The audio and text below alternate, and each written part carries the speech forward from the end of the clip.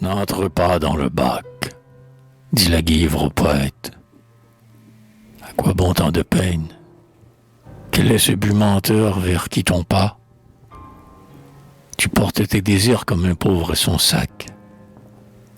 Harassé pèlerin, où viens et te repose, parmi les glaïeuls d'or et sous la lune rose, auprès de moi la guivre. Ô poète, où vas-tu? Ne cherche plus des sons, des formes et des lignes.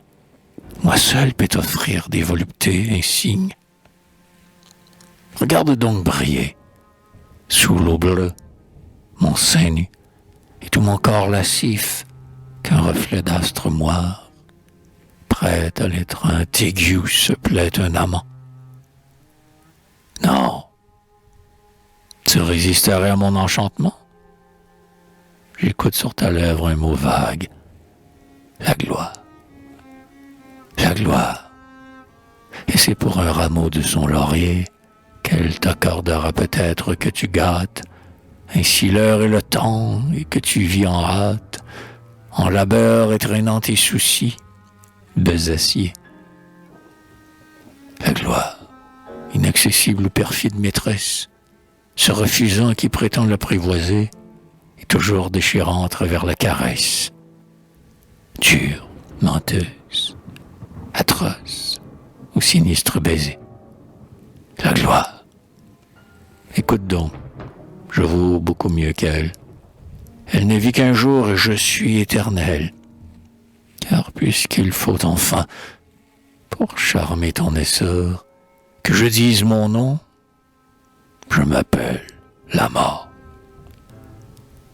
La guivre est un surnom vague dont je m'affuble.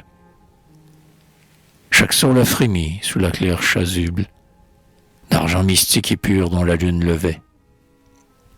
Floréal, dans les prix mûrissants qui rêvaient, pousse un lointain soupir. L'air tiède sans parfume. Les fleurs ont des frissons parmi la blanche brume. Les chuchotants roseaux se rassurent entre eux, comme ils peuvent. Là-bas, au dos lointain cendreux, le grand sanglot d'azur indéfiniment traîne.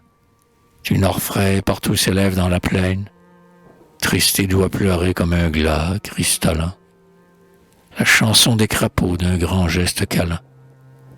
La guivre, quittant l'eau, rampe jusqu'au poète et, si froidement, vient caresser sa tête. Elle brûle, dit-elle, un essaim de fraîcheur. Pour la mieux reposer, appuie-la donc sans peur et goûte un peu ma chair. Sens-tu comme elle embaume? Mon rire est une flûte et mon regard un baume. On m'a calomnié abominablement en disant que je suis un paquet d'ossements.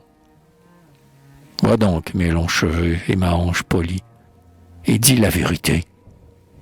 La mort est très jolie. Mes jambes ont parfois le reflet du saphir, quand le flot amoureux, en se jouant les lave, et leur forme est parfaite. Elles peuvent s'ouvrir au désir suppliant d'un mouvement suave.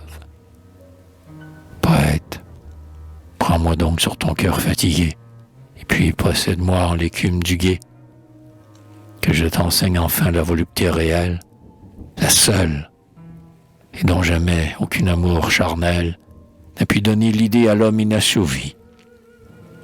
Ah, viens, tout mien d'aimer, et que tu sois ravi, que mon baiser tenace enfin te rassasie.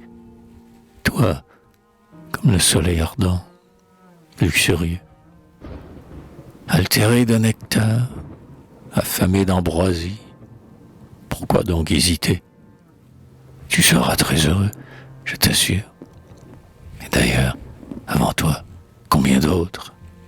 Vilains, soudards, bourgeois, papes, rois et apôtres, avidement sur moi se pâmèrent sans fin.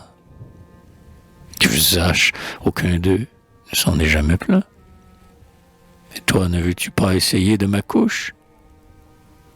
Tous, d'un spasme éclatant et profond traversé, succombaient en baisant éperdument ma bouche. Je mets de mon étreinte, il ne semblait lasser. On m'appelle la mort. Mon nom seul est farouche. Je suis une étaïre aux millions d'amants. L'amour en soi m'adore et nos enlacements, splendides, tu le sais dès longtemps, ô poète, toujours de beaux sujets décoratifs en quête, montrent à l'univers la suprême beauté. Et nous ferions aussi un admirable groupe, parmi les flots poussant l'un vers l'autre, leur croupe, si mon chant caressant peut se faire écouter.